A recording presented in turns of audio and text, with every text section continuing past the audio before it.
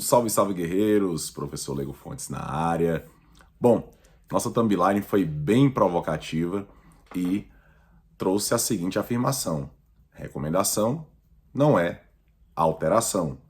Sim, eu estou falando da redação Enem, sobretudo se tomarmos como ponto de referência o Enem 2024, em que os avaliadores, dentro do processo de instrução para o processo de correção da redação Enem, eles foram instruídos a, de alguma forma, apenarem ou serem mais criteriosos com relação aos repertórios forçados, ou aos modelos prontos, ou o nome que você quiser chamar. Na verdade, isso denota um princípio de originalidade que, aliás, aqui no canal vocês já tiveram aí várias menções acerca dessa ideia de originalidade, que é fundamental, que é muito importante para a produção de uma redação de alto desempenho, sobretudo se estivermos aqui falando da dissertação argumentativa, que, notadamente, é o tipo textual mais cobrado do Brasil, não apenas no Enem, mas nos vestibulares e em certames que envolvem aí os concursos públicos. Então, quando eu digo que recomendação não é alteração, é preciso lembrar sempre, formalmente, não houve nenhum tipo de alteração nos critérios de avaliação da redação Enem, que são bastante conhecidos pela maioria, né? São assim, competências, cada uma vale 200 pontos, a avaliação é feita por níveis, que vai de 0 até 200, sempre de 40 em 40 pontos, a redação é corrigida por 2 avaliadores, a sua nota é a média aritmética desses 2 avaliadores, se houver uma discrepância de 80 pontos em uma competência ou de 100 pontos no total, vai para um terceiro avaliador, ou de repente para uma banca, também é o caso das redações Nota 1000, enfim, isso aí vocês já conhecem. Mas nesse caso, por conta dessa pulverização, dessa popularização dos chamados modelos prontos, o INEP resolveu tomar uma atitude e premiar redações que trazem um aspecto de originalidade maior. Claro que isso necessariamente impacta as notas gerais, né, a média geral, por mais que ela tenha subido de 645 para 660, claro, nós estamos falando de uma média geral da redação Enem, né, juntando todas as notas, mas nós sabemos que a maioria fica aí na média entre 400 e 600 pontos na redação Enem, enquanto que em torno de 3%, já houve anos que foi apenas 0,9%, conseguiu acima de 900 pontos, que isso reflete também nas redações Nota 1000, que saíram de 62 redações Nota 1000, ou 63 em 2023, para apenas 12 em 2024.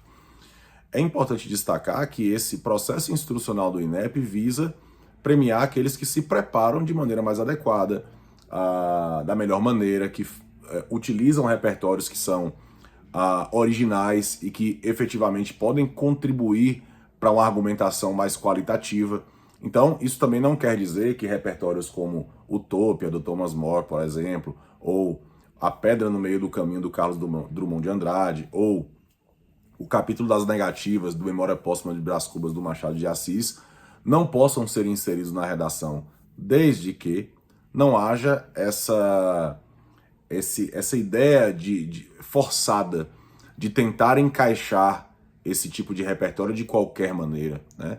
Então, as pessoas tendem a sempre tentar buscar os mesmos repertórios para qualquer tipo de possibilidade temática, o que nós sabemos que não é funcional. E eu digo sempre que não é funcional porque, se assim fosse, essas médias, essas notas, essa média geral, ela seria muito maior e a maioria conseguiria notas altas. Mas os números demonstram, né, na prática, isso de forma sequencial, que isso de fato não funciona. E, aliás, eu observo isso não apenas aqui usando o Enem como referência, que é o nosso tema desse vídeo, mas se você pensar ou se você for buscar em qualquer certame que envolva a prova discursiva, em geral os resultados são muito ruins. O resultado da maioria, tá? Da média geral. Claro, sempre vai haver aqueles que se diferenciam de alguma forma, sempre vai haver aqueles que conseguem boas notas, mas de modo geral, a maioria vai mal, e muito mal. Por isso, é preciso entender que esse tipo de estratégia, se é que dá para chamar isso de estratégia, não é funcional como muita gente imagina, até porque os números demonstram isso, e o INEP já está de olho. Aliás, isso foi encabeçado, né, pelo menos as primeiras vezes que eu vi essa apenação por forçosidade de repertórios ou essa priorização da originalidade foi pela banca Vunesp, né? A Vunesp, ela começou esse processo com relação a, digamos assim, uma apenação maior desses chamados modelos prontos, que são facilmente encontrados na internet. Então, a FGV já mencionou a questão da originalidade, o próprio vestibular UESB traz isso como um critério de avaliação, que é originalidade e criatividade. Então, o Enem, como a maior prova do Brasil, uma das maiores do mundo, não poderia ficar de fora dessa, e, portanto, sim, esse tipo de prova cobra a originalidade, e você precisa entender que isso é uma tendência. E muita gente também me pergunta, Lego,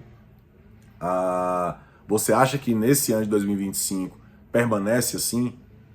Eu acredito que sim, e ainda com mais veemência nesse sentido, tá? Então, fiquem atentos, fiquem ligados. Lembre-se, preparação para redação, como uma disciplina tão importante, que em geral é peso máximo em qualquer universidade, precisa de uma atenção especial, precisa de uma preparação de médio e longo prazo, uma preparação qualificada, com pessoas que de fato possam te ajudar. Fechou? Se esse vídeo te ajudou, esclareceu, deixa o like, compartilhe. Isso é serviço de utilidade pública. Eu sou o professor Lego Fontes. Vamos pra cima.